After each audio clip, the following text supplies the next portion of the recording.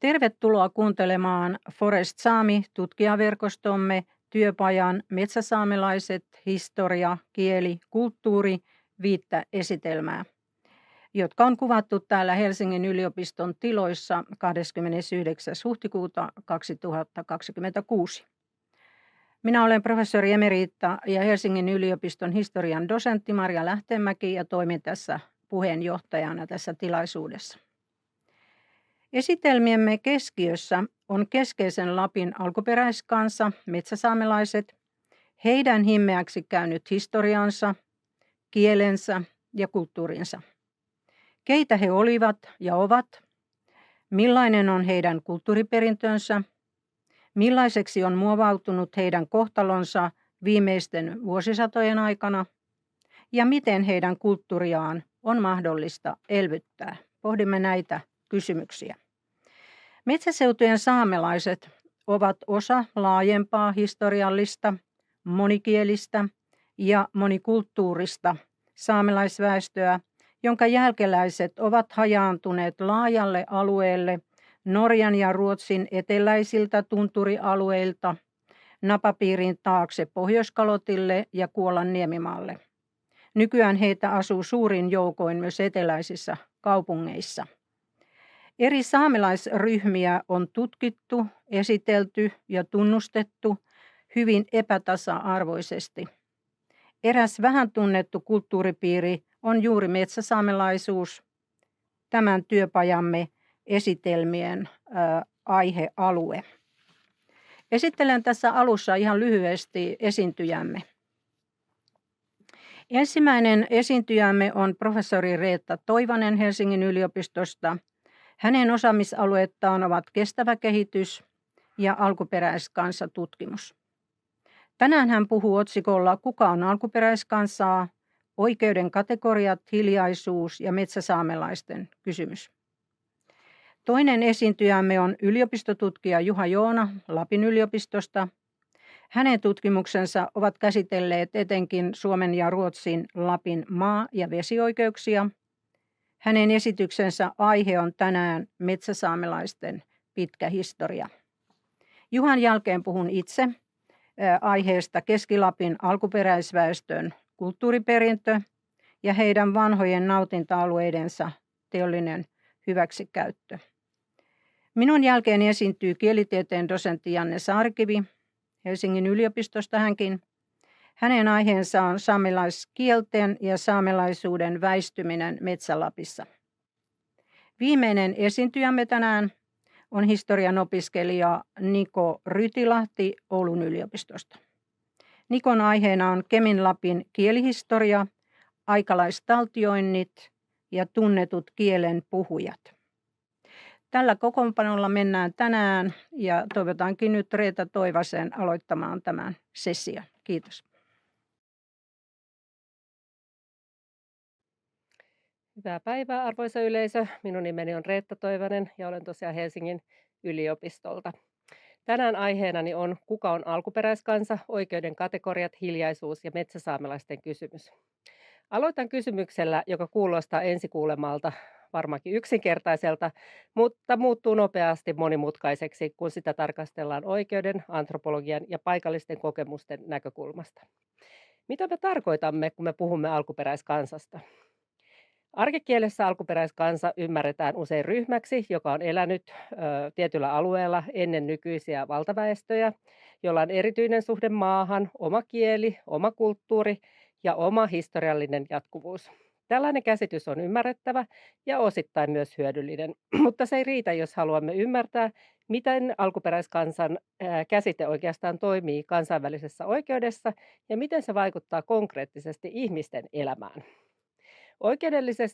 Oikeudellisesta ja oikeusantropologisesta näkökulmasta alkuperäiskansa ei ole ensisijaisesti luonnollinen tai itsestäänselvä yhteisön oma nimitys itsestään, vaan se on tosiaan kansainvälisen oikeuden kategoria, joka on syntynyt tietyissä historiallisissa olosuhteissa. Tämä historiallinen tilanne liittyy kolonialismiin, kehityspolitiikkaan, assimilaatiopyrkimyksiin, kansallisvaltioihin ja että tietyt ryhmät ovat menettäneet maitaan, elinolojaan, kieliään ja mahdollisuuksia määrätä omasta elämästään. Alkuperäiskansan käsite on siis syntynyt oikeudellisena vastauksena todellisiin vääryyksiin, mutta se on samalla alusta lähtien ollut myös hallinnollinen ja poliittinen käsite ja luokittelun väline. Ää, Tämä näkyy hyvin kansainvälisen työjärjestön ILO 107 sopimuksessa, joka hyväksyttiin 1957. Se edusti aikansa ajattelua, jossa alkuperäis- ja heimokansat nähtiin pitkälle kehityksen kohteina. Ajatus oli, että nämä ryhmät olivat sosiaalisesti ja taloudellisesti niin heikossa asemassa, usein vailla koulutusta ja huonoissa työolosuhteissa, että oli valtioiden tehtävä integroida ne valtayhteiskuntaan. Nykyisestä näkökulmasta tässä on selvästi tämmöinen assimiloiva piirre. Oikeudet nähtiin suojaksi, mutta samalla suojan päämääräksi asetettiin sopeuttaminen. ILO 169 sopimus, joka hyväksyttiin 1989 ja jota Suomi ei siis myöskään ole vielä hyväksynyt, siinä korostuu taas sitten itseidentifikaatio, osallistuminen, omat instituutiot, oma kulttuuri ja mahdollisuus vaikuttaa omien maiden ja luonnonvarojen ja elinkeinojen koskeviin päätöksiin. Tämä on normatiivisesti ratkaiseva muutos. Alkuperäiskansoja ei enää nähdä vain kehityksen kohteena, vaan myös oikeuksien subjektina. Mutta samalla on tärkeää huomata, että myös tässä uudemmassa sopimuksessa alkuperäiskansa edelleen pysyy oikeudellisena kategoriana. Se ei ole kenenkään oma nimi, vaan kansainvälinen oikeuden tapa nimetä ja suojella tietynlaisia historiallisesti marginalisoituja ryhmiä. Tästä seuraa esitykseni ehkä keskeinen pointti. Alkuperäiskansa ei ole vain kuvaus todellisuudesta, vaan se on myös tapa tuottaa todellisuutta. Kun oikeus nimeää jonkun ryhmän alkuperäiskansaksi, se ei vain tunnista jotain valmiiksi olemassa olevaa, se myös asettaa ehtoja sille, millaisena ryhmän täytyy näyttäytyä, jotta se voi tulla tunnustetuksi. Tästä syystä alkuperäiskansan käsitettä on tarkasteltava yhtä aikaa oikeudellisena, poliittisena ja antropologisena ilmiönä. Oikeuden kategoriat eivät todellakaan ole neutraaleja. Ne eivät vain kuvaa ryhmiä, vaan ne myös määrittävät, millaisia ryhmien täytyy olla tullakseen oikeudellisesti tunnustetuiksi. Oikeus tarvitsee käsitteitä, joiden avulla voidaan päättää, kenellä on oikeuksia, kuka voi käyttää niitä ja ketä kuuluu oikeuden suojaamaan ryhmään. Tästä seuraa väistämättä tarve rajata.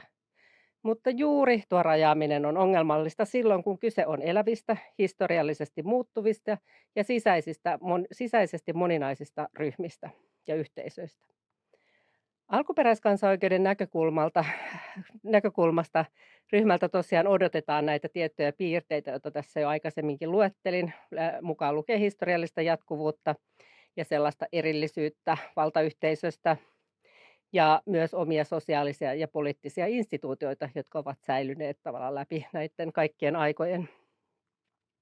Nämä kaikki ovat ymmärrettäviä kriteerejä, jos ajatellaan oikeuksien kohdentamista, mutta käytännössä ne voivat muodostua vaatimuksiksi, jotka pakottavat moninaisen todellisuuden yhdenmukaiseen muotoon.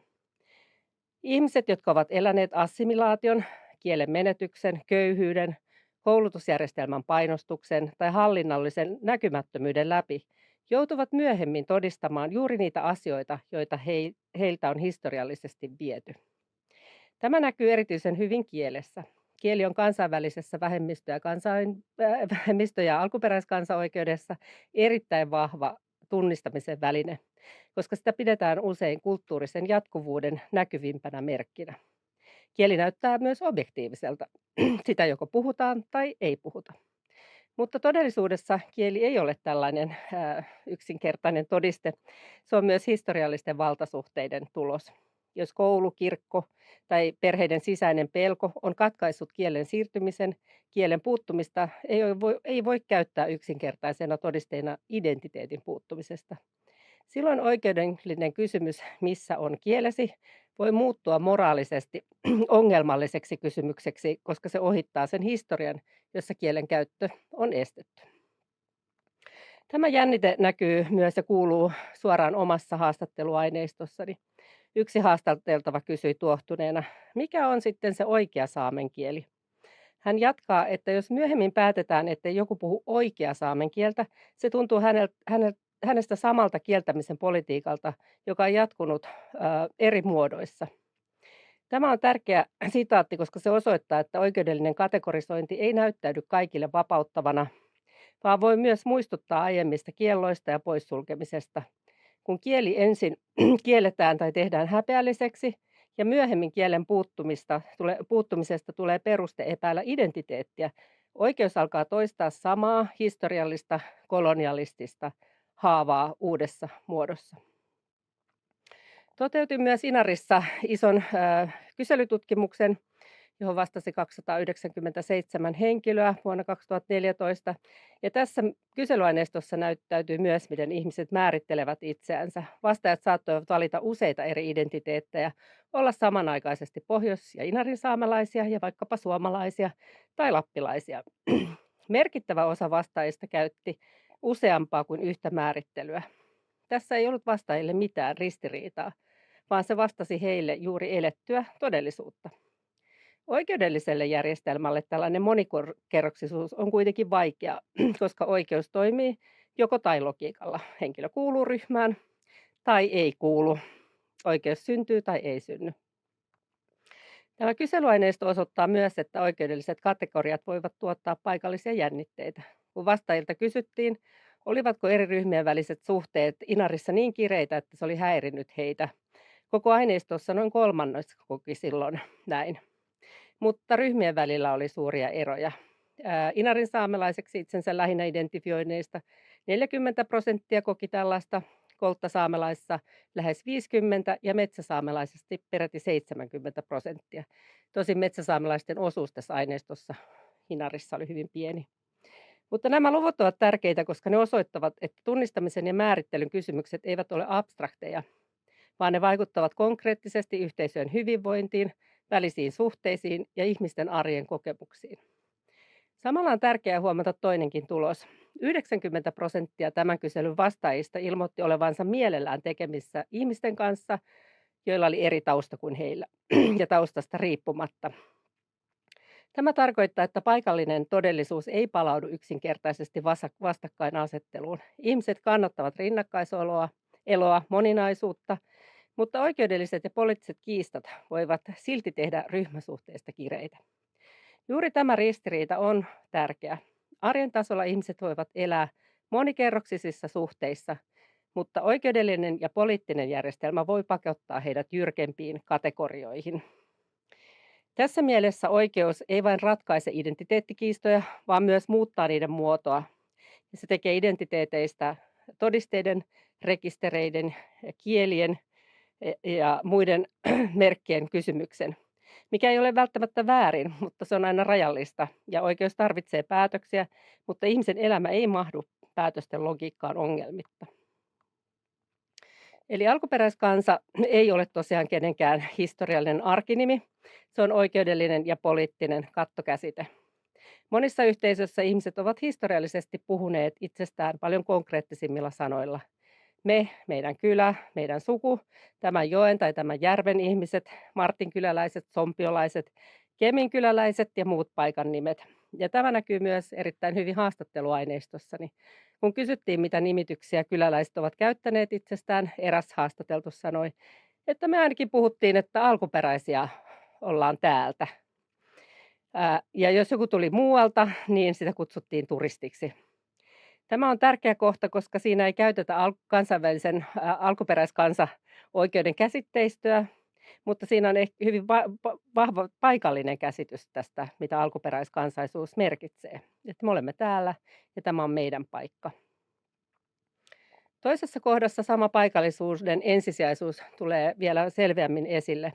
Kun kysyin, oltiinko kylässä lappalaisia, keminkyläläisiä vai suomalaisia, haastateltavien mukaan oltiin aina ensisijaisesti omasta kylästä sen kylän nimellä. Samalla yksi kertoo myös, että lapsuudessa puhuttiin myös mettälappalaisuudesta ja porokisoissa tunnettiin muun muassa kemikyläläisnimitys. Tällainen vastaus on oikeudellisesti ehkä hankala, mutta antropologisesti hyvin ymmärrettävä. Ihmiset eivät elä pelkästään jossain etnisissä kategorioissa, vaan paikoissa, suhteissa, reiteissä, elinoloissa ja elinkeinoissa ja muistoissa. Eräs toinen haastattelusitaatti on myös kiinnostava, jossa henkilö sanoi, että saamelaisnimitys on hänelle outo, että hän on aina ollut sompiolainen ja sompiolainen kuulostaa tutummalta. Ja hän sanoi myöskin, että aikaisemmin ei tarvinnut määritellä sen kummemmin itseään, eikä kukaan kyseenalaistanut esimerkiksi hänen kotiseudullaan sitä, että hän piti Lapin takkia. Ja muualla sitten kuitenkin tätä takin käyttöäkin on haastettu. Tämä esimerkki tiivistää yhden esitykseni keskeisen väitteen. Ongelma ei välttämättä synny siitä, että ihmisiltä puuttuisi joku identiteetti, vaan siitä, että identiteetti joudutaan esittämään uudessa valossa, oikeudespoliittisessa konfliktitilanteessa tavalla, jota ei ole aikaisemmin tarvittu. Nyt siirryn lopussa vielä sanomaan muutaman sanan metsäsaamelaisista. Hyvät kuulijat, metsäsaamelaisten tapaus tuo kaikki nämä kysymykset erityisen selvästi esiin. Kyse on ryhmästä, joka on elänyt voimakkaiden ja assimilaatiopaineiden alla ja jonka historia on pitkään leimannut vaikeneminen, kielen katkeaminen, paikallisten nimitysten ja paikan nimien muuttuminen ja vaikeus artikuloida vaatimuksia oikeudellisella kielellä. Tämä ei kuitenkaan tarkoita, ettei identiteettiä olisi ollut. Pidemminkin se tarkoittaa, että identiteetin julkinen artikulointi on ollut historiallisesti vaikeaa ja jopa mahdotonta. Haastatteluaineistossani vaikeneminen on yksi kaikkein vahvimmista teemoista. Eräs mies kertoo kysyneensä isältään, joka oli silloin 99-vuotias, että tietääkö tämä, että he ovat lappalaisia. Isä oli vastannut, ei siitä tarvitse puhua tai ei siitä saa puhua. Miehen sisko täydentää, ei siitä saa puhua, niin se isä sanoi. Eli oma suku, lappalaisuus tai tausta on niin hyvin pois kitketty, kuten hän sanoi, ettei siitä saanut puhua eikä edes tietää. Tämä sitaatti on olennainen, koska se näyttää, että hiljaisuus ei ole tyhjyyttä. Hiljaisuus on sosiaalinen ja historiallinen tulos. Jotain on aktiivisesti kitketty pois. Toisessa haastattelussa ihmiset kertovat, ettei heidän perheessään saanut puhua lappalaisuudesta, koska se oli häpeällistä ja likaista. Ja sitaatti, niitä pidettiin huonoina. Hän sanoi, että ei kukaan halunnut olla lapinsukuinen. Ei sanottu mitä ollaan, mutta ei ainakaan sanottu, että ollaan lappalaisia. Ja lisäävät, että se kielikin oli viety pois. Tässä lauseessa yhdistyvät häpeä, kielen menetys ja identiteetin kielto. Ihmiset eivät vain unohtaneet, vaan oppivat, ettei tietyistä asioista ole hyvä puhua. Tämä on juuri sitä, mitä voimme puhua moniulotteiseksi unohtamiseksi. Unohtaminen ei tapahdu yhdessä pisteessä, vaan hitaasti koulussa, perheissä, hallinnossa, paikallisissa suhteissa ja sukupolvien välisessä hiljaisuudessa. Samalla aineistossa on paljon merkkejä jatkuvuudesta. Ne eivät ole aina sellaisia, joita oikeus helposti tunnistaa, mutta antropologisesti ne ovat merkittäviä. Jatkuvuus näkyy esimerkiksi paikan nimissä, sukumuistissa ja kaikenlaisissa olemisen taidoissa.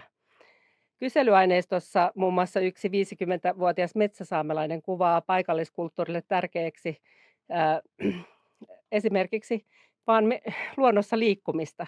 Ja tällainen vastaus ei ole oikeudellinen todiste alkuperäiskansanstatuksesta, mutta se kertoo suhteesta maahan, vuodenaikoihin ja arjen jatkuvuuteen. Haluan vielä lopuksi kertoa erittäin voimakkaan tarinan, joka on kertomus Lapintakeista, koska eräskin haastateltava kertoi, että heidän alueellansa lapintakkeja oli aktiivisesti poltettu samaan aikaan, kun kieli oli kielletty. Myöhemmin yhden haastateltavan kotitalon välikatosta oli löytynyt vanhoja lapintakkeja ja vaimo ompeli niiden mallin mukaan miehelleen juhlapuvun. Tämä on erittäin vahva kuva. Yhtäältä takit oli poltettu, toisin sanoen kulttuurinen merkki oli haluttu hävittää, toisaalta osa niistä oli piilotettu ja säilynyt talon rakenteissa, ja lopulta niiden perusteella ommeltiin uusi puku. Tässä yhdistyvät hävittäminen, piilottaminen, löytäminen ja uudelleen tekeminen, ja se on konkreettinen esimerkki elinvoimaisesta säilymisestä. Kiitos.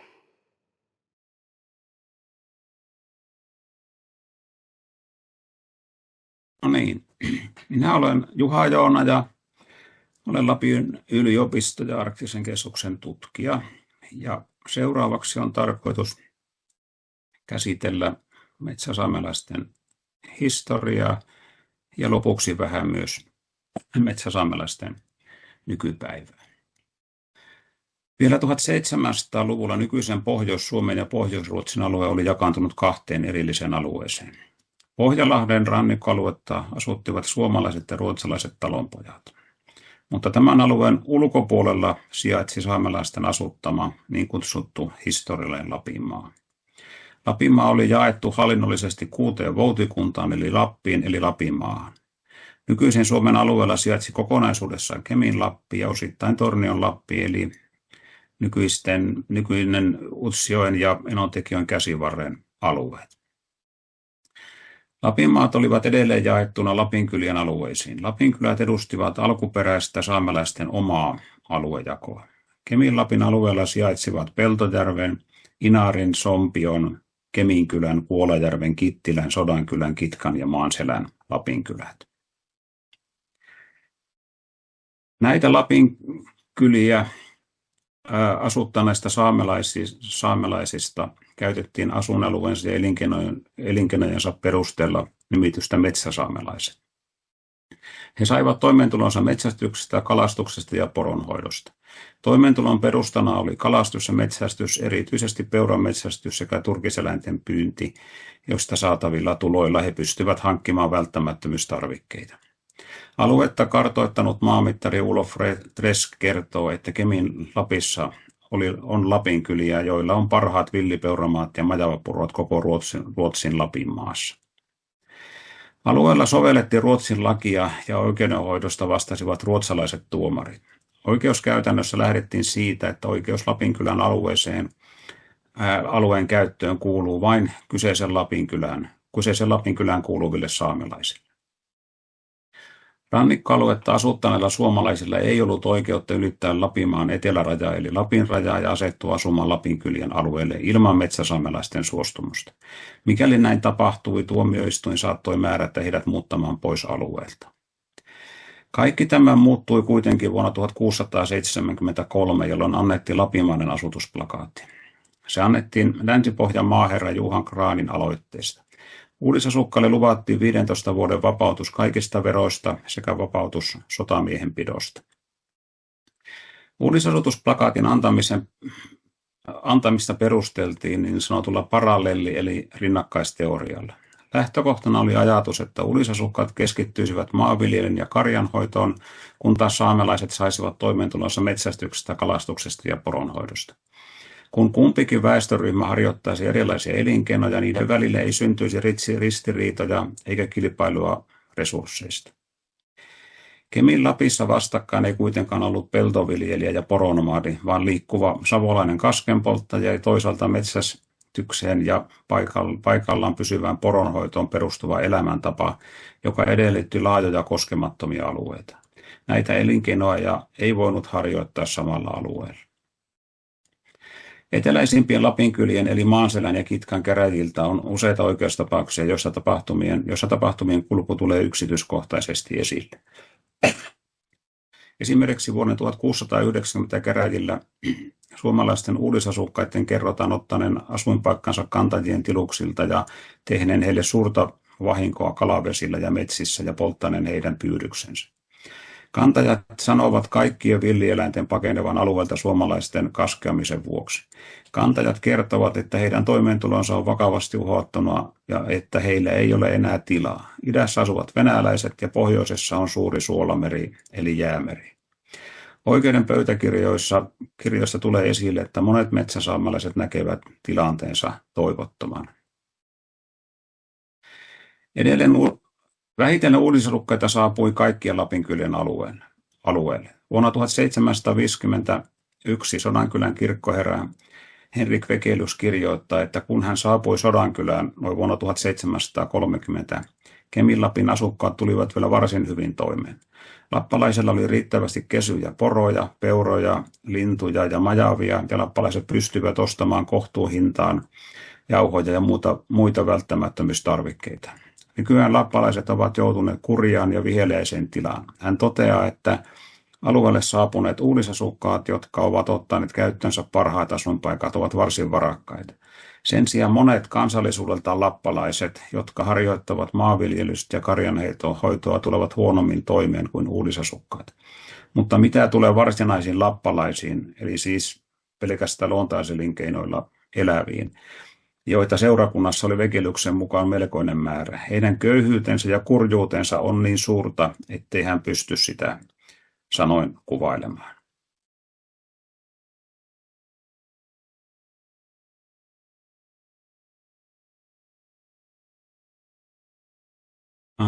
Kirkolliset viranomaiset pyrkivät jo 1700-luvulla siihen, että saamelaiset luopuisivat saamen kielen käytöstä. Esimerkiksi Kuusamon papisto esitti, että saamelaisille, jotka eivät osanneet ääntää suomea oikein, tulisi antaa ruumiillista rangaistusta. Myös Kemijärven seurakunnasta raportoitiin, että saamen kielen käyttö opetuksessa on tarpeetonta.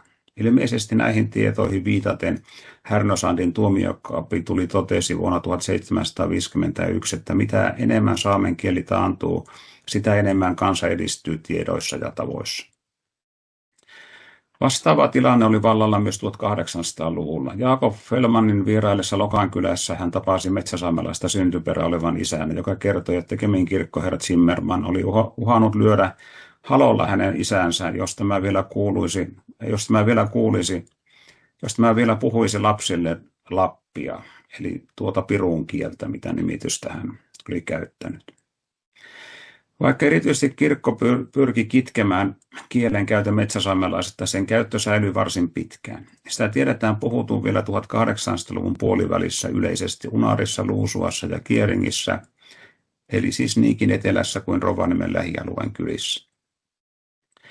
Kysymys ei ollut pelkästään kielestä, vaan myös muusta. Metsäsaamelaisia syytettiin myös siitä, että nämä yrittivät pysyä vanhassa elinkeinossa. Heitä syytettiin siitä, että vaikka he olivat perustaneet uudistiloja, he viettivät koko kesän enimmäkseen kalassa ja metsässä, minkä vuoksi heidän tilansa jäivät rappiolle. Myös vuonna 1850 julkaistussa Maanmiehen ystävä lehdessä paheksuttiin sitä, että he tuskin viljelevät maata. Unarin väestöstä puolen kerrottiin tulevan toimeen pelkästään kalastuksella ja peuranpyynnillä. Samassa julkaisussa todetaan myös, että vaikka puhdas Lapin suku on melkein hävinnyt Sodankylästä, paljon on vielä jäljellä. Eli lainausmerkeissä laiskuutta, huolimattomuutta, juoppoutta ja saastaisuutta.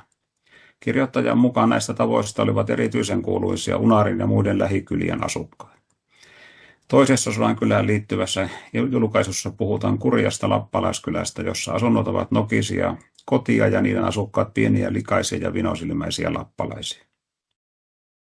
Ei ole siis ihme, että monet metsäsaamelaiset halusivat piilottaa syntyperänsä. Pelmankin toteaa, että metsäsaamelaista sukua oleva talon isäntä, jonka kanssa hän oli keskustellut, ei ollut kiusaantunut syntyperästään, mutta perheen lapset eivät enää halunneet kuullakaan asiasta. Negatiivinen suhtautuminen saamelaisuuteen jatkuu aina 1900-luvun puolivälin asti, eikä se rajoittunut pelkästään metsäsaamelaisalueelle. Esimerkiksi utsjokelainen Pekka Lukkari toteaa vuonna 1953 julkaistussa kirjoituksessaan, että saamelaisuuden tunnustaminen käy monelle saamelaiselle ylivoimaiseksi. Tämä näkyy hänen mukaansa äidinkielen väheksymisenä ja kansallispuvun karttamisena. Hän toteaa myös, että jos koulu onnistuisi nostamaan saamelaiskulttuurin arvoa oppilaiden silmissä, heimotunne vahvistuisi. Samalla myös ulkopuolisten suhtautuminen saamelaisuuteen voisi muuttua myönteisemmäksi, eikä saamelaista olisi tarvetta hävetä tai peitellä omaa taustansa. Tällöin yleisestä mielipiteestä voisi tulla saamelaisuutta tukeva voima, ei sen sijaan, että se usein toimii kielteisenä tekijänä.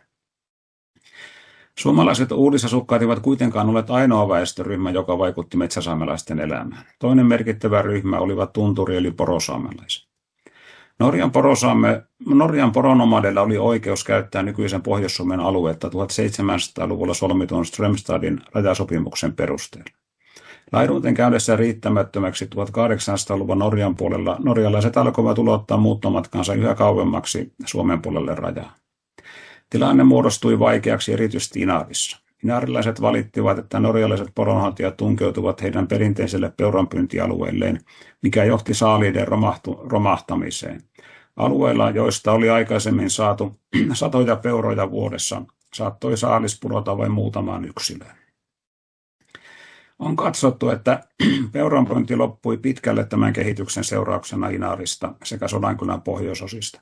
Myös kittiläläiset valittivat, että suurten porotokkien saapuminen merkitsi peurasaaliiden romahdusmaista vähenemistä. Norjalaisten aiheuttamien vahinkojen seurauksena Venäjä kautta Suomi sulki rajan vuonna 1852. Rajasulun seurauksena tunturisaamelaiset muutti Suomen puolelle. Vuonna 1865 Inaariin muutti 12 tunturisaamelaista perhettä ja vuosisadan vaihteen molemmin puolin Utsjoen kautta muutti Inaariin 63 tunturisaamelaista. Lisäksi vuosisadan vaihteessa muutti 50 tunturisaamelaista Pohjois-Sodankylään entisen Sompion Lapinkylän alueelle. Metsäsaamelaiset on se väestöryhmä, jonka tiedetään asuttaneen ensimmäisenä suurinta osaa nykyisen Pohjois-Suomen alueesta. Heillä oli oma alue, oma kieli, omat tavat, oma kulttuuri ja omat elinkeinot. He eivät pystyneet estämään sitä, että suomalaiset uudisasukkaat ottivat haltuunsa heidän alueensa. He menettivät toimeentulonsa perustan, joka nojasi erityisesti metsästykseen ja kalastukseen. He menettivät oikeutensa alueisiin sekä yksinoikeutensa elinkeinoihin. He menettivät myös kielensä. Tilanne säilyi parempana metsäsaamelaisuuden pohjoisosissa, mutta 1800-luvulla saapuneet tunturisaamelaisten suuret porotokat lopettivat peuranpyynnin, johon heidän toimeentulonsa ensisijaisesti perustui. Metsäsaamelaisten historia on monella tavalla rinnastettavissa alkuperäiskansojen kohtaloihin eri puolilla maailmaa. On kuitenkin selvää, että jos alkuperäiskansan kohdistuneita virheitä ja laiminlyöntejä on tarkoitus korjata ja kompensoida, kysymys on mitä suurimmassa määrin myös metsäsaamelaisista ja heidän kohtelustaan. Viime vuosikymmenen keskustelun kohteena on ollut kysymys siitä, kuuluvatko metsäsaamelaiset alkuperäiskansaan. YK:n ILO 169 alkuperäissopimuksessa lähdetään siitä, että alkuperäiskansaan kuuluvien tulee polveutua ennen valtaväestön saapumista ja nykyisten valtiorajojen syntymistä alueella asuttaneesta väestöstä. Lisäksi heidän on tullut säilyttää ainakin osittain alkuperäiskansan perinteisiä instituutioita. Erityisesti metsäsaamelaista syntyperää olevien henkilö voisi olettaa täyttävän nämä edellytykset. Nimenomaan he täyttävät polveutumisvaatimukset. Lisäksi suurin osa metsäsaamelaisen identiteetin omaavista asuu edelleen alkuperäiskansan perinteisillä asuinalueilla harjoittaen metsästystä, kalastusta ja poronhoitoa, joiden elinkeinojen harjoittamisen katsotaan olevan osa saamelaiskulttuuria. Moni käyttää edelleen myös perinteistä saamenpukua, alueen perinteistä saamenpukua. Suurin osa metsäsaamelaisista on kuitenkin jäänyt virallisen alkuperäiskansan määritelmän ulkopuolelle. Heitä ei hyväksytä saamelaiskäräjien vaaliluetteloon. Tämä luettelo taas perustuu ensisijaisesti Pohjois-Lapissa kesällä 1962 tehtyyn haastattelututkimukseen, jossa haastateltavilta kysyttiin, oliko vähintään yksi hänen isovanhemmistaan oppinut saamen kielen ensimmäisenä kielenä. Monet alku- ja Norjan puolelta saapuneet porosaamelaiset ja heidän jälkeläisinsä tulivat merkityksi vuoden 1962 luetteloon. Näin siitä huolimatta, että he eivät olleet ensimmäinen, vaan kolmas ja varsin myöhään alueelle saapunut väestöryhmä. Suurin osa metsäsaamelaisista jäi näiden haastattelujen ja siis myös nykyisen vaaliluettelon ulkopuolelle. Toisaalta voidaan kysyä, kuinka perusteltuna voidaan pitää vaatimusta kielen osaamisesta, kun kieli on aikaisemmin yritetty viranomaisten toimesta saada häviämään. Toisaalta tällä ei ollut varsinaista merkitystä, koska suurinta osa metsäsaamelaisista ei edes haastateltu vuonna 1962. Alkuperäiskansan kuulumista koskeva määritelmä onkin aiheuttanut vuosikymmeniä kestäneitä kiistoja. Vuoden 2025 lainmuutokset tarkoittavat kuitenkin viimeistään sitä, että metsäsaamelaisille ei ole mahdollisuutta tulla merkityksi saamelaiskäräjien vaaliluetteloon. Tämä taas tarkoittaa sitä, että kansallinen lainsäädäntö ja kansainvälisesti tunnustetut alkuperäiskansakriteerit poikkeavat edelleen toisistaan. Tätä taustaa vasten olisi perusteltua selvittää, voitaisiinko lainsäädännöllä perustaa nykyisiä nykyisistä saamelaiskäräjistä erillinen organisaatio, jossa metsäsaamelaisten asema tunnustettaisiin ja jonka kautta he voisivat elvyttää ja edistää omaa kulttuuriaan, palauttaa kieltään sekä vahvistaa identiteettiä. Kiitos.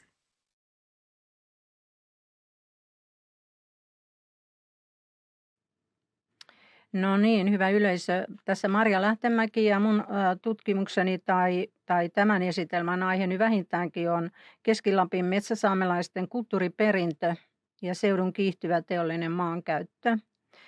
Ja tämä mun esitykseni perustuu vähän aikaa sitten tämän vuoden alussa ilmestyneeseen tutkimukseeni Arktisen kansan jäljillä, jonka Siltalakustantamo on julkaissut.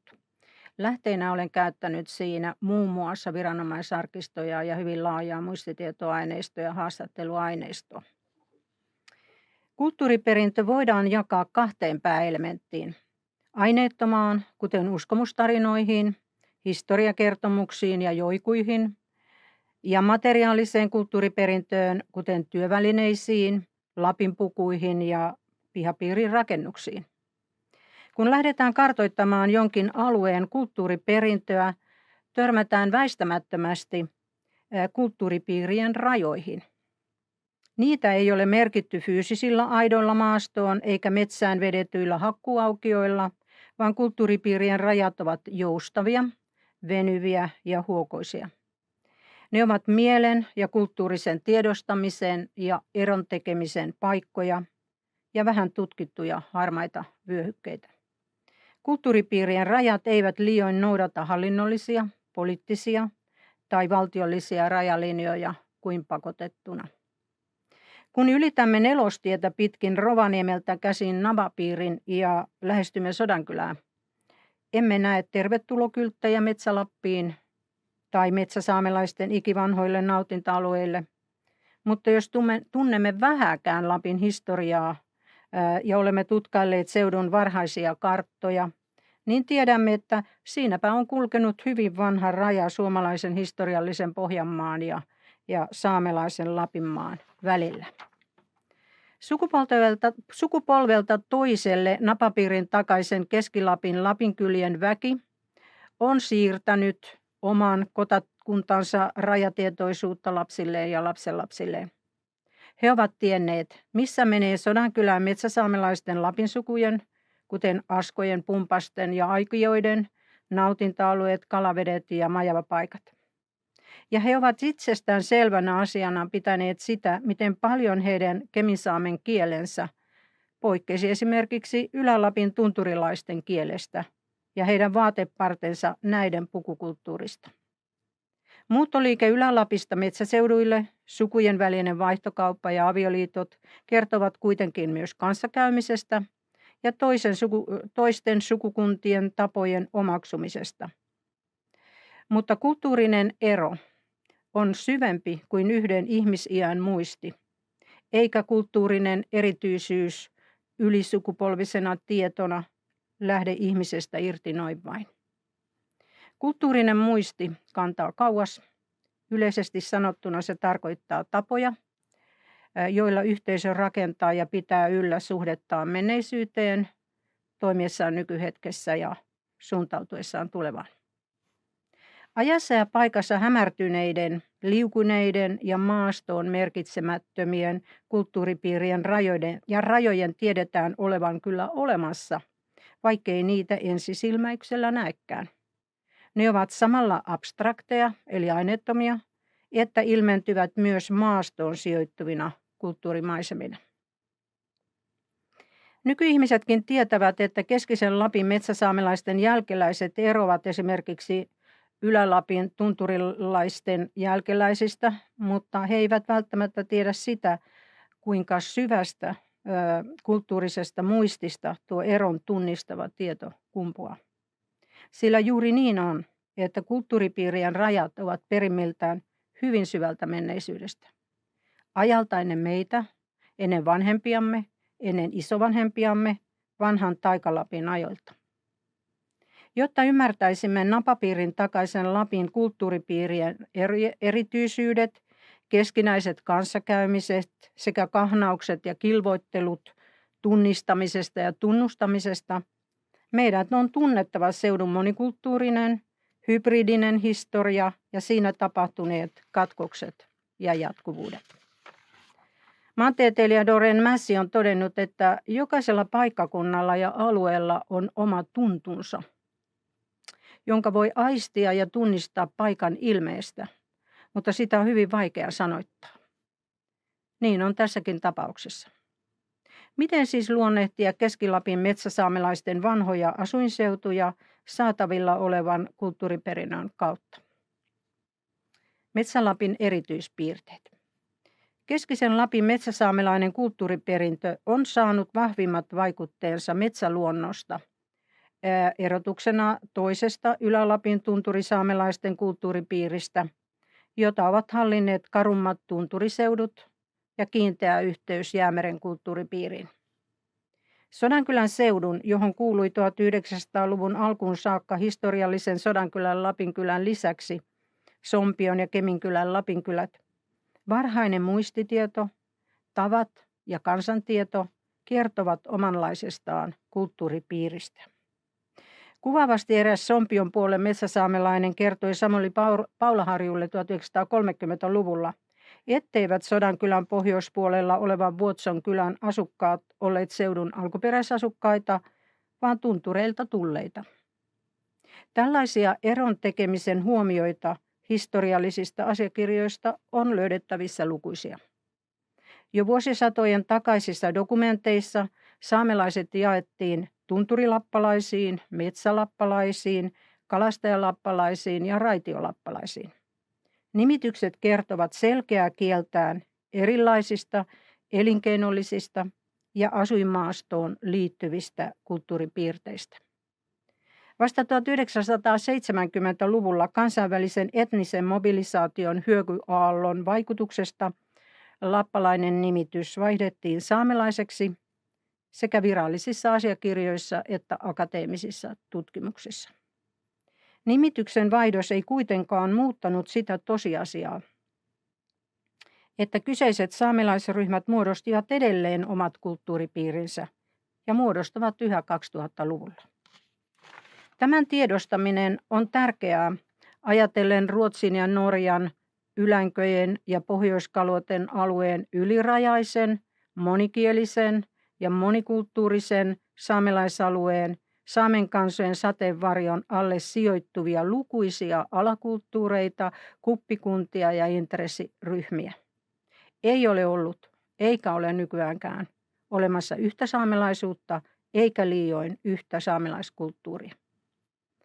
Keski-Lapin metsäsaamelaiseen kulttuuriseen tietoon sisältyy laaja kirjo aineetonta perintöä, kuten uskomustarinoita, jotka kertovat metsäseutujen saamelaisten seitojen palvonnasta, etiäisistä, päättömistä kummituksista, metsänhaltijoista, noidista, loitsuista, synnyttämiseen liittyvistä noitakeinoista ja pyhistä paikoista, näistä kaikista. Kulttuuriperintö sisältää myös historiakertomuksia vihavenäläisistä, pohjalaisten tulosta seudulle, kadoista, nälkävuosista, luterilaisista papeista ja heidän edesottamuksistaan. Aineettomaan kulttuuriperintöön kuuluvat myös seudun vanhojen ihmisten tarinat läheisestä suhteesta luontoon, kuten paikallisista näkijöistä ja taivaanlukijoista, jotka näkivät auringosta, kuusta, tähdistä, linnunradasta sekä metsäluonnosta tulevat säät, tuiskut ja helteet, onnet ja onnettomuudet.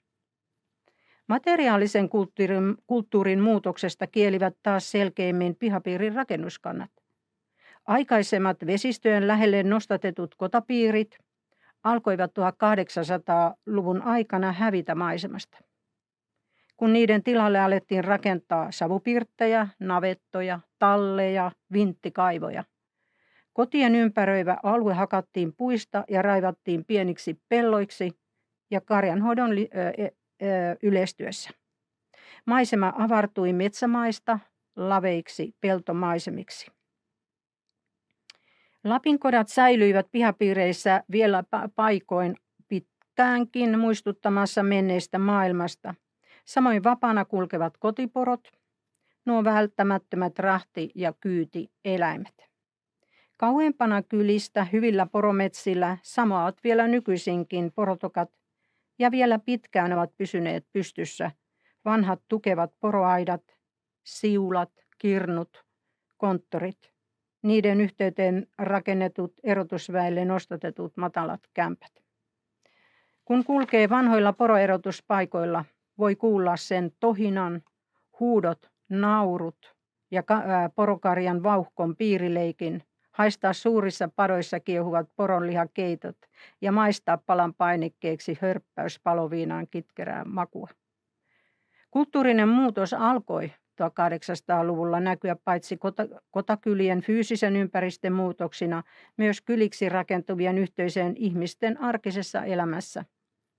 Sen sijaan, että metsästäjät olisivat lähteneet karhunkaatoon, susijahtiin tai peurakuopille, he suuntasivat luonnonniityille, jokien ja järvien rannoille kokoamaan heinää, pystyttämään latoja takaniityille ja istuttamaan perunoita pirtin takaisille pottumaille.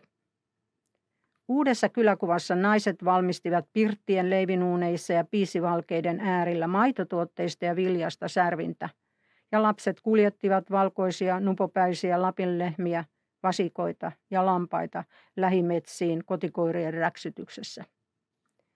Kaikki arkiset tavat eivät kuitenkaan muuttuneet. Poronhoito ja kalastus ovat säilyneet elinkeinoina monissa seudun perheissä tänäkin päivänä.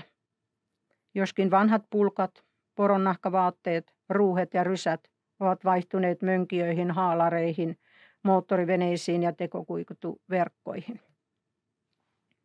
Teollinen maankäyttö lisääntyy.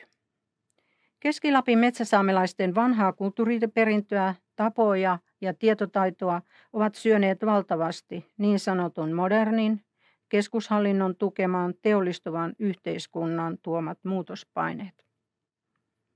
Jo metsän ympäröimien kotakuntien muuttuminen avaraksi peltomaisemiksi kertoo muutoksesta pikkuhiljaa jo ihan tuossa 1700-luvun loppupuolelta lähtien.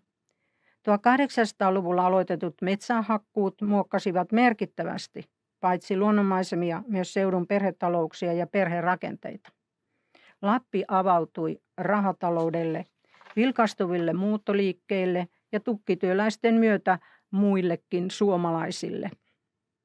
Viimeistään maantien valmistuminen Rovaniemeltä Keski-Lapin sydänmaille 1900-luvun alussa antoi ymmärtää, mitä siihen saakka suhteellisen eristyksissä ollut seutu tulisi kokemaan. 1900-luvun muutokset ovat olleet nopeita ja teollisen maankäytön suhteen dramaattisia. Kemijoen valjastus 1940-luvun lopulta lähtien, suurten Lokan ja Porttipahtaan tekojärvien rakentaminen 1960- ja 70-luvun taitteessa ja systemaattisen kaivostoiminnan aloittaminen 1980-luvulta lähtien, ja mitä me ollaan nyt todistettu viime uutisissakin, että tämä kaivostoiminta sen kun jatkuu ahkerasti. Näiden lisäksi kansainvälisen sotilasalueen rakennustyöt 2020-luvulta lähtien kertovat ennen muuta siitä, että Keski-Lapin metsäsaamelaisten vanhojen nautinta-alueiden laaja ja järjestelmällinen hyväksikäyttö on ollut tosiasia. Seudun materiaalinen kulttuuri, kuten vanhat pirttipiirit, aittojen työkalut, kalastusvälineet, reet ja puupaljut, sisätilojen huonekalut, iso osa varhaisista valokuvista, vaatetavaroista ja keittiöesineistöstä tuhoutui keskisen Lapin alueella noin 80% saksalaisten sytyttäminä kyläpaloina Lapin sodan aikana syksyllä 1944. Lapin sodan polttamilla metsäsaamelaisten materiaalisin kulttuurin raunioilla muistuu mieleeni tutkija Panu Savolaisen toteamus, että raunioita syntyy silloin, kun jotain jaetun muistin ja merkitysten läpikyllästämää tahdotaan tuomita katovaiseksi ja tuhota. Lapin sodan rauniot muodostivat kulttuurisen rakennelman, joka alkoi liukua aineellisesta olomuodostaan raunioille palanneiden ihmisten kokemukselliseen tietoisuuteen. Näin ollen vanhojen Lapin kylien materiaalinen kulttuuri ei kadonnut kokonaan, Vaikka se katosi silmistä, se syöpyi sukupolvikokemuksena aikalaisten mieliin ja siirtyi seuraaville ja taas seuraaville sukupolville kertomuksena tapahtuneesta. Sotaa edeltäneiden rakennusten pitkälle 1970-luvulle säilyneet nurmettuneet kivijalat ja uusiin asuntoihin käytetyt raunioista pelastetut tarveesineet muuttuivat ihmisten mielistä esineistä tapahtumiksi, joita me jälkipolvien tutkijat olemme koonneet kirjoihimme rakentaaksemme alueellista muistia ja kootaksemme kirjallista todistusaineistoa siitä, mikä kerran oli. Sotien kriisiaika ei kadottanut myöskään Keski-Lapin aineetonta perintöä, sillä se säilyi evakkoon siirtyneiden muistoissa, tarinoissa ja kokemushistorioissa, jota olen itsekin voinut hyödyntää useammassa tutkimuksessani. Kiitos niistä tarinoista. Hyvät kuulijat, kuten olen Arktisen kansan jäljillä teoksessani osoittanut, metsäsaamelaisuus ei ole kuollut kulttuuripiiri, vaan se himmeänä hehkuu raskaiden ja painostavien vuosikymmenten jälkeenkin ja odottaa vain elvytystä kirkastuakseen. Kiitos.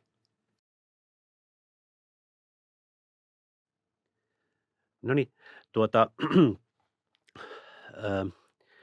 hei vaan, hyvä yleisö, olen Janne Saarikivi ja olen saamelaiskieltenkin tutkija. Olen siis koulutukseltani suomalaisten kielten tutkija, mutta kyllä eräs tutkimusaiheeni on melko pitkään ollut saamelaiskielet ja ehkä tällainen niin kuin kielellinen muotoutuminen ja kehitys. Meillähän tässä monitieteisessä etnohistorian tutkimuksessa puhutaan etnogeneesistä. Ja etnogeneesi tarkoittaa siis sitä, että tutkitaan kielen alkuperää, sitten materiaalisen kulttuurin alkuperää, geenien alkuperää ja identiteetin alkuperää. Minusta niin kuin tärkein asia, mikä ihmisen esihistoriaan ja varhaishistoriaan katsottaessa pitää ymmärtää, on se, että näiden asioiden kehittyminen ei tapahdu käsi kädessä. Geeneillä on oma historiansa, kielellä on oma historiansa, materiaalisella ja henkisellä kulttuurilla on oma historiansa ja ehkä tärkeimpänä identiteeteillä on oma historiansa. Eli ne meidän etniset identiteetit, jotka tällä hetkellä vaikuttavat aivan itsestään selviltä ja tavallaan tällaisilta läpäiseviltä, niin ne ovat kuitenkin monenlaisen historiallisen kehityksen tulos. Esimerkiksi tällainen nykyisen kaltainen suomalainen identiteetti, jota voisin itse katsoa edustavani, niin sehän on, kuten hyvin tunnettua, niin se on varsin myöhäinen kehitys, eli vasta oikeastaan 1800-1900-luvun taitteessa ihmiset laajasti alkoivat ympäri Suomea ajatella olevansa suomalaisia. Sitä ennen heidän identiteetissään on ollut siis etualalla jokin muu. Usein se on ollut siis tällainen maakuntaidentiteetti, eli vaikkapa savolaisuus, karjalaisuus, pohjalaisuus ja niin edelleen. Tai sitten se on ollut joku vielä paikallisempi identiteetti. Ja sitten tietysti kaikki se, mikä niin kuin katsotaan liittyväksi suomalaisuuteen ja erottavan sen muista kansoista, niin se on tällainen jatkuva neuvotteluprosessi. Nyt jos ajattelemme saamelaista etnogeneesiä ja saamelaisen etnoksen historiaa, niin siinäkin on sitten niin kuin erotettavissa useita erilaisia vaiheita, joissa se saamelaisuus on kiinnittynyt erilaisiin asioihin. Nyt jos katsomme varhaisia historian lähteitä, niin niissä on paljon painoarvoa tällä, että ketkä harjoittavat näitä lappalaiselinkeinoja, toisin sanoen metsästystä ja kalastusta, mikä on sitten ollut suhteessa siihen, että suurin osa väestöstä on ollut maanviljelijöitä ja karjanhoitajia. Sitten tietenkin 1600-luvun lähteessä erittäin selkeä tällainen lappalaisuuden tunnus on uskonto, joka tällä hetkellä ei ole relevantti ehkä ollenkaan niin kuin etnisessä mielessä. Siinä siis on näitä kaiken näköisiä asiakirjoja, jossa puhutaan lappalaisten käännyttämisen tärkeydestä, shamanirumpujen kanssa taistelemisen välttämättömyydestä, kastamisesta ja tällaisista asioista. Eli me voidaan nähdä, että tämä tällainen niin kuin identiteetti, joka on, että se on ollut jossain vaiheessa siis kytkeytynyt uskontoon, sitten taas jossain vaiheessa elinkeinoon, sitten on syntynyt tämä Lapinkyläjärjestelmä, se on ollut kytköksissä alueeseen, ja sitten Lapinkylien jäsenyys on ollut myöskin jossain vaiheessa kytköksissä ehkä sukuun ja perintöön. Ja sitten nykyaika, jolloin etualalla on ehkä juuri yhtäältä tämä suku ja toisaalta kieli. Mutta että nähdään, että ne asiat, mihin etninen identiteetti eri aikoina kiinnittyy, voivat vaihtua, vaikka identiteetti sinänsä pysyy jossain mielessä samana. Ne ovat jatkuvasti tämmöisiä neuvoteltavia kysymyksiä. No nyt, koska itse olen kielihistorioitsija, niin voisin sanoa muutaman sanan tästä suomalaisten ja saamelaisten yhteisestä ja erillisestä kielellisestä historiasta ja sitten erityisesti sitten niiltä osin, mikä koskee tätä Metsä-Lappia ja metsäsaamelaisia. Eli suomi ja saamehan ovat siis sukukieliä, ne ovat suomalais-ugrilaisia kieliä ja ne ovat niin sanottuja etäsukukieliä. Tällä tarkoitetaan siis sitä, että ne ovat niin kaukaista sukua toisilleen, että niitä ei voi ikään kuin noin vain ymmärtää. Siis saamelaiskieliä on tällä hetkellä 9 elävää kieltä, minkä lisäksi tiedämme, että on paljon kuolleita kieliä. Ja kaikkien näiden saamelaiskielten yhteinen kantakieli on kantasaame.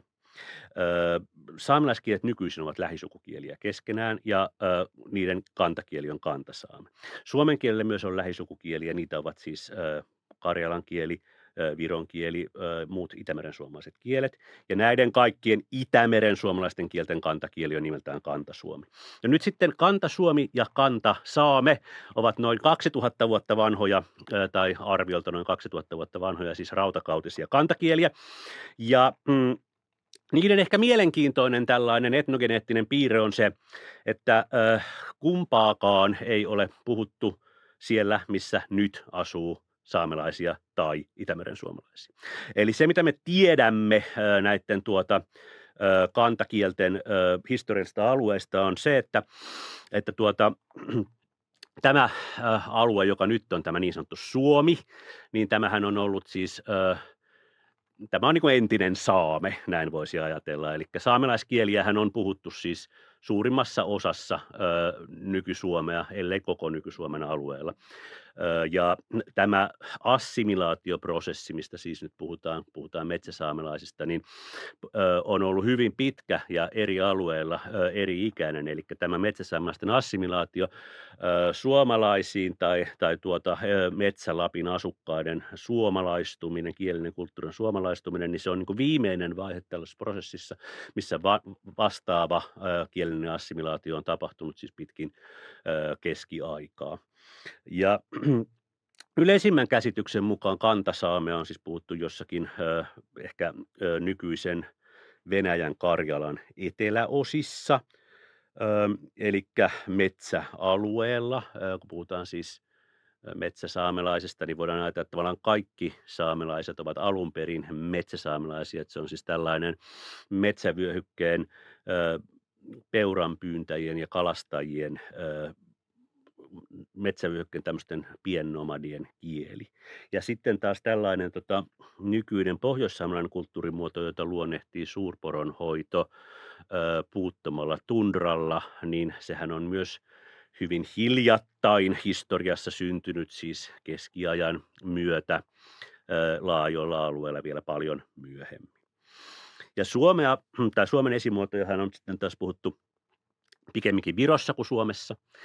Ne ovat sieltä levinneet sitten Suomenlahden yli tänne. Todennäköisesti 2 eri reittiä, eli Suomessahan on länsimurteet ja itämurteet, ne on hyvin erityyppisiä kielimuotoja, sitten niiden kontakteista ovat syntyneet Suomen murteet. Yleisesti ajatellaan, että länsimurteinen kielimuoto on levinnyt Suomenlahden yli, ja sitten tämä itämurteinen kielimuoto on mahdollisesti levinnyt Karjalan kannasta ja Ääniskannasta myöten Suomeen. Ja tämän leviämisen myötä ne ovat tietenkin sitten korvanneet saamelaiskieliä, eli on tapahtunut tämmöinen pitkäkestoinen saamelaisten assimilaatio. Mutta sanotaan vielä ihan sitä aikaa, kun suomalaiset tulevat niin kuin historian näköpiiriin. Ne varhaisimpia suomalaisten historiallisia lähteitä 1100-luvulta, 1200-luvulta, 1300-luvulta on hyvin rudimentäärisiä, tämmöisiä vähäisiä lähteitä. Tuohon aikaan tietysti kaikki tämmöiset, joita on voinut nimittää suomalaisiksi, ne ovat asuneet siis ainoastaan Aurajokilaaksossa, Kokemäenjokilaaksossa ja Karjalan kannaksella Etelä-Karjalassa. Eli esimerkiksi semmoisetkin alueet kuin Pohjanmaa, Keski-Suomi, Pohjois-Karjala, Savo ovat olleet vielä kielellisesti ja kulttuurisesti pikemminkin saamelaisia kuin suomalaisia. Tämä on siis suhteellisen hiljattain kuitenkin. No miten tämä mistä me sitten tämän tiedämme? Me tiedämme sen ensinnäkin tietysti siitä, että tuo historialliset lähteet tämän kertovat, mutta meillähän on siis murteissa hyvin paljon saamelaisperäisiä paikannimiä, saamelaisperäistä sanastoa. Jos ajatellaan tämmöisiä tunnettuja paikannimiä, niin esimerkiksi Tampere, Päijänne, Kotka on saamelaisperäisiä paikan nimiä. No sitten tämmöisiä pitäjän nimiä on paljonkin. Elimäki, Orivesi, mahdollisesti Paimio, Kukkianjärvi, Ilomantsi, niin edelleen. Nämä ovat siis saamelaisperäisiä paikan nimiä ja ne ovat täällä niin kuin oikeastaan niin kuin ympäri Suomea. Kyllä voi sanoa, että niitä ehkä kuitenkin on Itä-Suomessa enemmän. Itä-Suomen järvialueella varmasti tämä saamelaisten assimilaatio suomalaisiin on tapahtunut myöhemmin, tai sitten ainakin sen jäljet ovat paremmin näkyvissä murteissa. Mutta miten tämä nyt sitten on historiallisesti mennyt? Siis, kun meillä syntyy tällainen asiakirjajärjestelmä, jossa sitten asukkaita jollain tavalla on ikään kuin rekisteröity johonkin asiakirjoihin, niin siinä vaiheessahan sitten nämä verokirjat ovat tällaisia, jossa aina mainitaan jonkun kylän alueella elävät talonpojat. Ja sitten hyvin laajalla alueella lisäksi mainitaan usein kylän alueella tai pitäjän alueella elävät saamelaiset. Nämä keskiajan pitäjäthän ovat olleet siis aivan valtavan kokoisia, eli esimerkiksi koko Etelä-Savon maakunta on siis ollut yksi pitäjä, se on Säämingin pitäjä, Pohjois-Savon maakunta on samoin ollut yksi pitäjä, eli Rautalammin pitäjä, ja sitten tämä Pohjois-Karjala, joka vasta 1500-luvun lopussa liitettiin Ruotsin valtakuntaan, niin sehän oli myöskin oikeastaan yksi pitäjä, Liperin pitäjä. Ja sitten kun näiden pitäjien asukkaita on verotettu, niin siellä on sitten mainittu kylittäin talonpojat ja sitten lisäksi alueella asuvat lappalaiset. No mikä tämä lappalaisen ja talonpojan ero siis on ollut? Se on ollut veronmaksuero, eli talonpoika on maksanut veroa viljassa, lappalainen on maksanut veroa metsästyksen ja kalastuksen tuotteilla. Tietysti tätä veronkantajaa eli Ruotsin valtiota ei ole niinkään kiinnostunut näiden ihmisten kielellinen ja etninen identiteetti, mutta tästä huolimatta on järkevää olettaa, että lappalaisväestö on alun perin ollut kielellisesti saamelaista. Se on järkevää olettaa sen takia, kun samoilla alueilla me tunnetaan siis tämä suomalaisten murteiden leviämishistoria tänne ja me tiedetään, että se on saamelaisperäisiä paikan nimiä ja sitten me tiedetään, että myöhemmin saamelaisesta on käytetty samaa etnonyymiä lappalainen. Näin ollen on ihan selvää, että 1500-luvulla siis asiakirjat mainitsevat saamelaisväestöä ympäri Keski-Suomea, Savoa, Pohjois-Karjalaa, niin edelleen. Sitten täällä nykyisen Lapin alueella syntyy tällainen tilanne, jossa lappalaiset asuvat ikään kuin omien autonomioidensa puitteissa. Siellä syntyy tämä Lapin verotusjärjestelmä, joka perustuu näihin Lapin kyliin. No Lapin kylähän on siis tällainen saamelaisten yhteisö, jossa ihmiset elävät omilla kalajärvillään ja metsästysmaillaan suuren osan vuodesta ja sitten talvisaikaan viettävät aikaa yhdessä Lapin kylässä, jossa on paljon sitten tämmöistä sosiaalista toimintaa, joihin on sitten liittynyt myöskin verotus ja papin vierailut ja tämmöiset näin. Ja, Ruotsin valtiossa sitten nämä Lapin kylät selvästikin 1500-1600-luvulla tunnustettiin tämmöisiksi eräänlaisiksi autonomioiksi siinä mielessä, että oikeus esimerkiksi katsoi, että sinne ei saa asettua suomalaisia Lapinkylien alueelle. Tän nykyisen Metsä-Lapin alueellahan näitä Lapinkyliä on ollut siis Kittilässä, Sodankylässä, Sompiossa, Keminkylässä, Kuolajärvellä, Kitkassa ja Maanselässä, eli nämä viimeiset on sitten nykyisen Kuusamon aluetta. Ja yhdessä tämmöisessä Lapinkylässä on ollut niin kuin ehkä 150-250 ihmistä tilanteesta riippuen. Ja ne alueet on ollut siis hirveän isoja, että vaikka nyt Sodankylänkin Lapinkylä, niin se on ollut siis yli puolet nykyisen Sodankylän kunnan alueesta, joka on sitten taas samankokoinen kuin joku balkanilainen pikkuvaltio. Eli vähän ihmisiä, paljon tilaa, ja siellä on sitten maat jaettu perheiden kesken. Siellä on ikään kuin talvikylän paikka, ja siellä on eräänlainen kyläkokous, ja tällä porukalla autonomia. No mitä sitten tapahtuu?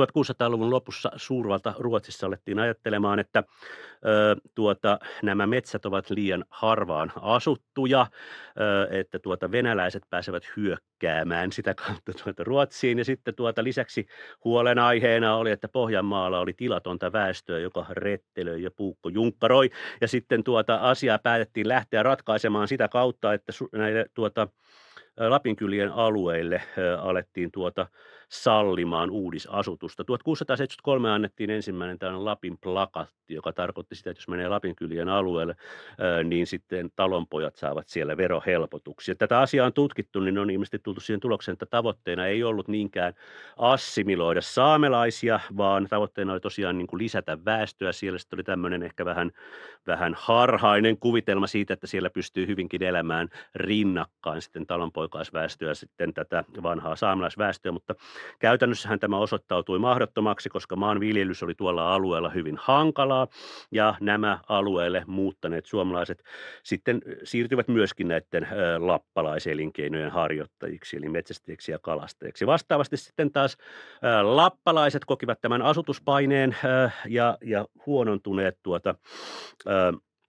huonontuneet pyyntiolosuhteet uuden väestön takia, ja sitten hekin ryhtyivät perustamaan näitä uudistiloja saadakseen samoja verohelpotuksia kuin suomalaiset. Tämä oli sitten 1700-luvun tilanne. 1700-luvun tilanne siellä on siis tällainen, että siellä on suomalaisia uudisasukkaita, joita tulee lisää, alueittain tulee enemmän, joillekin alueille ei tule yhtään ketään, mutta sitten saamelaiset myös perustavat samalla näitä uudistiloja.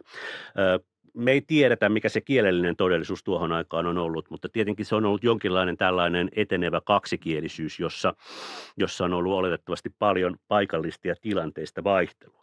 Sen sijaan se ajatus, että 1700-luvulla jo nämä Metsä-Lapin saamelaiskielet olisivat kadonneet, on ilman muuta väärä.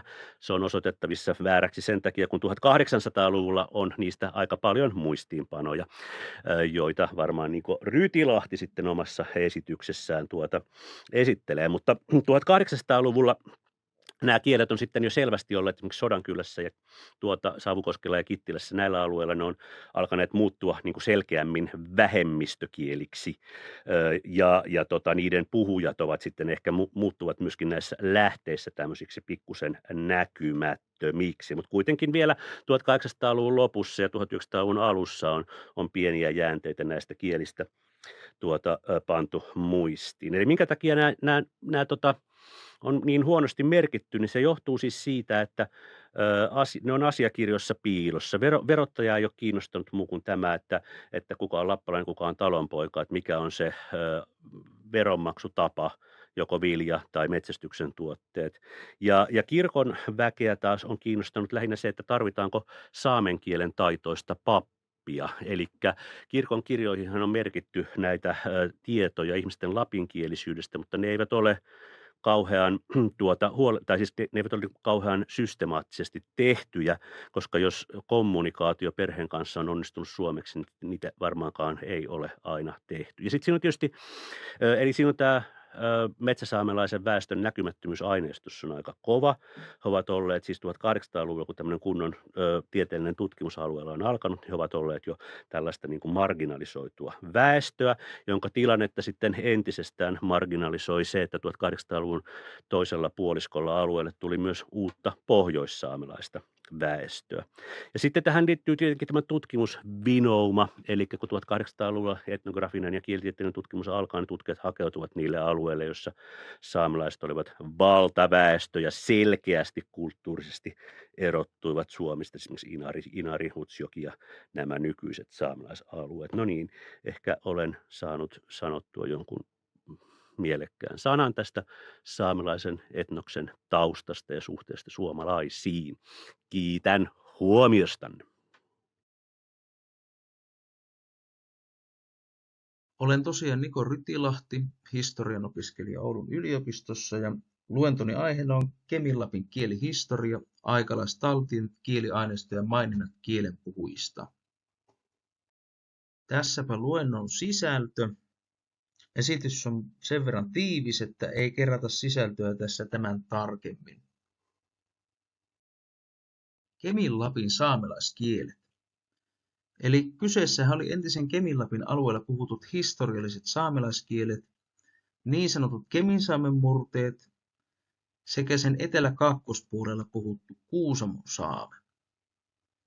Kyseessä oli useamman murteen ryhmä, jotka muodostuivat äänenmuutostapahtumien seurauksena.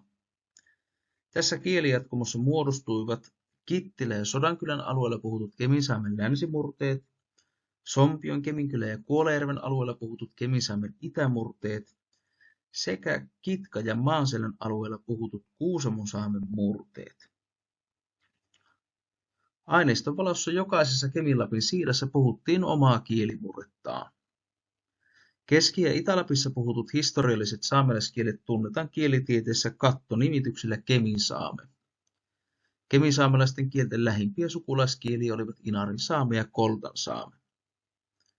Vuorostaan nykyisen Posion ja Kuusamon alueella puhuttu Kuusamon saame oli oma erillinen kieliryhmänsä. Sen läheisimpiä kielisukulaisia olivat Akkalansaame, Kiltinänsaame ja Turjansaame. Ja siinä samat murteet kartalla, samoin murteiden lyhenteet. Ja karttapohjana on tosiaan kuntarajat, ei entiset siidarajat.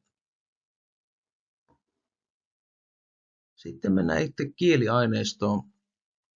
Keminsaamen varhaisimmat maininnat on tuolta 1500-luvulta veroluetteloista sekä sitten kaarleherttua rajaretkikunnan asiakirjoista 1500-luvun lopulta. Ne on siis pääasiassa muinaissaamelaisia henkilönimiä ja sitten joitakin paikan nimiä, toki myös siidojen nimiä. Ja keminsaamelaisia ja kuusamosaamelaisia paikannimiä mainitaan myös kartografi Olof Träskin raja-asiakirjassa ja Kemin-Lapin kartassa vuodelta 1642.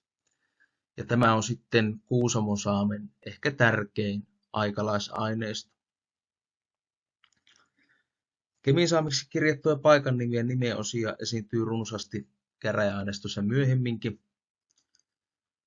mainitakseni seuraavina vuosina. Ja arvokkaimmat keminsaamelaisia murteita koskevat tuomiokirjojen tiedot ovat vuosilta 1740 ja 41, jolloin Ruotsin kruunu selvitti siidojen rajapaikkoja Venäjän vastaisella itärajalla.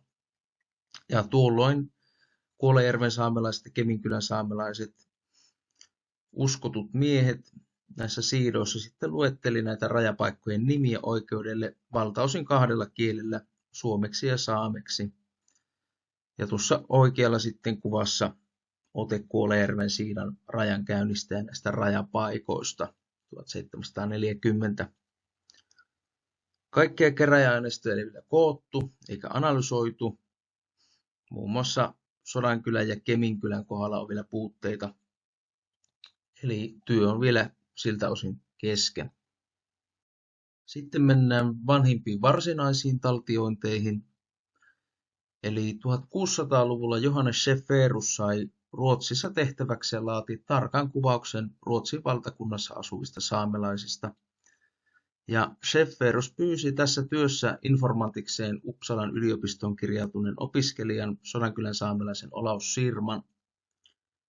Ja Sirmahan välitti Schefferukselle tietoja saamelaisten arkielämästä, töistä, asumisesta, tavoista, juhlista ja vapaa-ajasta tuolla Kemin-Lapissa. Oli muitakin informaatteja toki.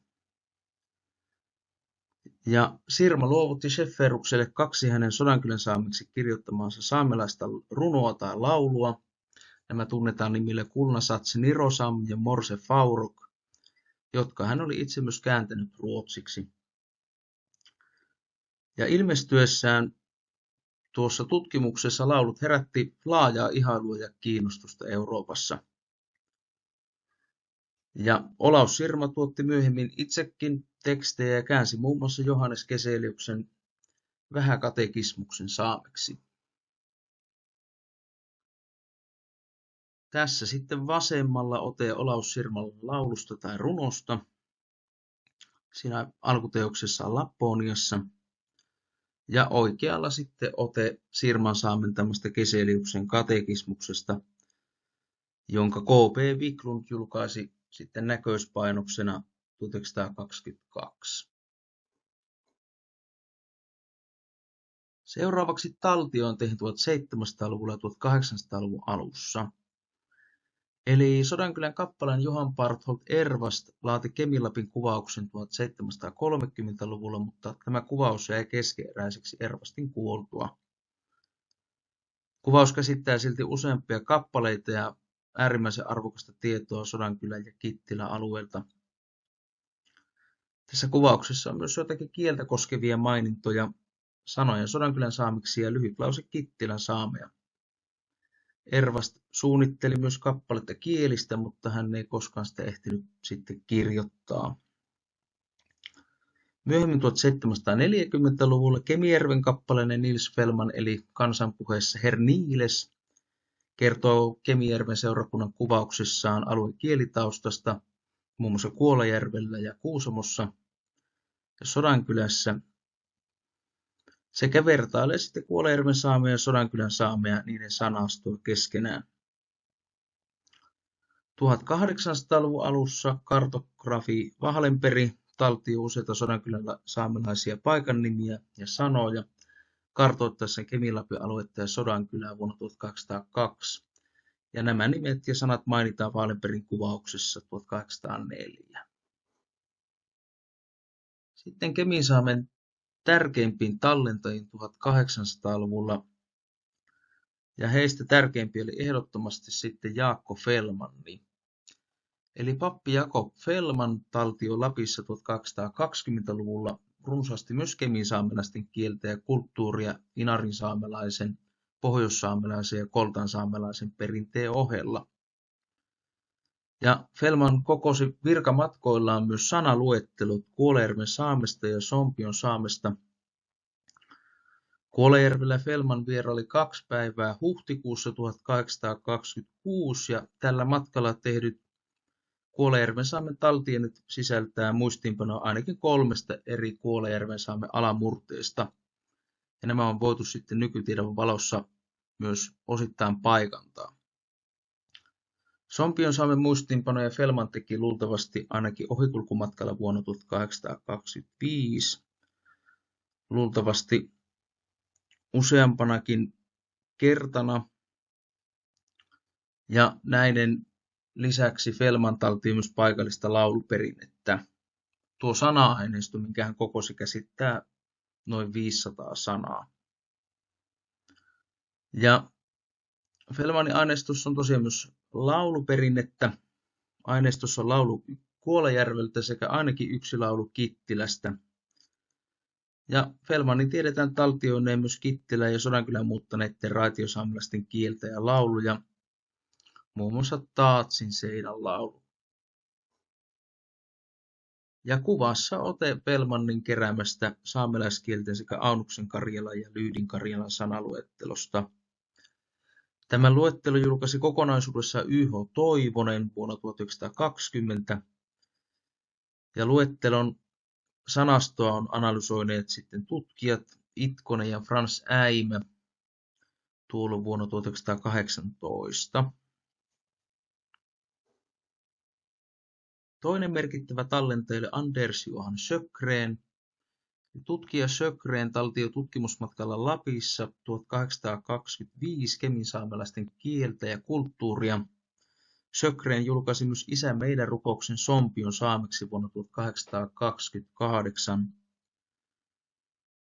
Ja tällä matkallaan Sjögren tallensi myös Torniolapista muuttaneen raitiosaamelaisen Riimin suvun jäsenten esittämiä myyttisiä kertovia lauluja Sodankylän Sattasen kylässä. Näiden laulutaltiointien luultiin pitkään kadonneen, mutta nyt ne on hiljattain löydetty ja identifioitu Jaakko Fellmannin kokoelmasta, muun muassa käsiala ja muutaman Sjögrenin maininnan perusteella. Tässä sitten O.T. Sjögrenin taltioimista Isä meidän rukouksista eri saamelaiskielillä vasemmalla Sompion saameksi. Tärkeä Kemisaamen tallentaja oli myös Elias Lönnroth. Hän teki ensimmäisen tutkimus- ja keruumatkansa Lappiin vuonna 1237 ja paluumatkalla kulki sitten Sompion Keminkylän ja Kuolajärven poikki Kuusamoon. Ja tällä matkalla taltioi alueen saamelaista tarinaperinnettä sekä ilmeisesti nykyisen Savukosken alueelta 3 saamenkielistä livteperinteen laulua. Lönnroth teki myöhemmin toisen matkan Lappiin 1241-42, taltioi tänä aikana Inarin saamea ja julkaisi muiden taltiointien pohjalta sitten tutkimuksen Inarin saamista vuonna 1854. Ja tässä ote Lönnrothin alkuperäisestä laulumuistiinpanosta vuodelta 1237. Lönnroth julkaisi yhden näistä taltioimista lauluista aikakauslehti Mehiläisessä vuonna 1237 mainiten samassa yhteydessä kuolajärveläiset ja akkalalaiset. Mutta kielitieteilijä T. Itkonen analysoi Lönnrothin taltioimien laulujen kieltä aikakauslehdessä Suomi ja määritteli kielen äänepiirteiden perusteella Keminkylän saameksi. Ja näissä laulussahan mainitaan myös Värjövuoma eli nykyinen Värjövuoma Savukoskella. Sitten muihin mainintoihin kielestä ja kielenpuhujista. Kuusamon apulaispappi Elias Laakus mainitsi Kuusamon seurakunnan kuvauksessaan 1770, että Kuolajärven saamelaiset puhuvat edelleen saamea suomen kielen ohella. Ja Jaakko Fellmannin mukaan hänen käyntinsä aikana 1226 Kuolajärvellä ymmärrettiin yleisesti saamea, joskin suomen kieltä käytettiin enemmän. Puolestaan Sjögren mainitsi, että hänen matkansa aikana Sodankylässä erityisesti Pitä- ja eteläosissa ei ainoastaan ymmärretty saamen kieltä yleisesti, vaan jotkut käyttivät kieltä myös kotielämässään. Ja Sjögrenin mukaan myös Keminkylässä sekä Kuolajärven Tennio-alueella puhuttiin yhä turmeltunutta saamea. Sitten finno-ugristi Antala Rekuli mainitsee muutamia Kemisaamen puhujia Kittilän Jeesijärvellä ja Sodankylän Sompiossa vuonna 1837. Kansatieteilijä Antero Varelius kertoo puolestaan 1248, että Kuolajärvellä saamelaista polvetut puhuvat yhä saamea keskenään ja että he eivät erityisemmin häpeä saamelaista alkuperäänsä. Vuorostaan Lapissa vuosina 1290-1908 matkailut maantieteilijä Rosperi mainitsee, että 2 henkilöä Sodankylän Muteniassa osasi vielä puhua kemin saamea. Heillä voidaan toisaalta tarkoittaa myös suikkisuvun jäseniä. Rosperi kertoo myös, että metsänhoitaja Granit tapasi 1890-luvun puolivälissä vanhan isänä Savukosken Kuoskussa, joka puhui saamea melko sujuvasti.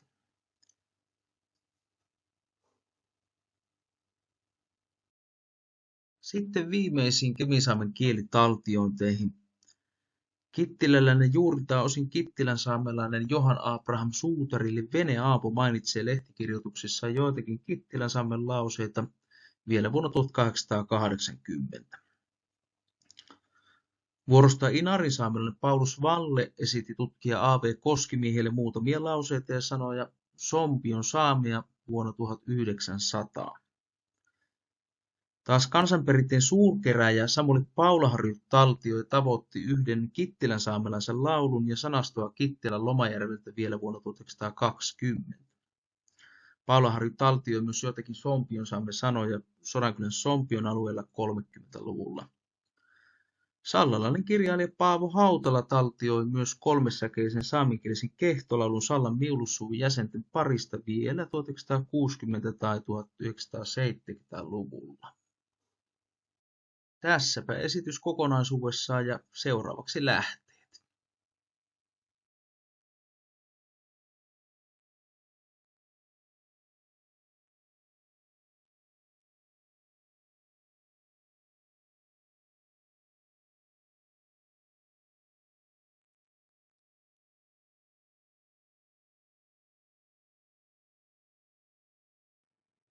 No niin, kiitoksia kollegoille näistä mahtavista esitelmistä. Tässä tulikin todella paljon uutta asiaa ja uusia tulokulmia pohdittavaksi itse kunkin tykönämme, ja kiitoksia myös yleisölle mielenkiinnosta. Tämä työpajaesitykset niin nyt kuvattiin ja editoitiin täällä Helsingin yliopiston tiloissa huhtikuun 29. päivä 2026 ja toivottavasti saamme jossain vaiheessa myös jatkoa näille. Kiitos.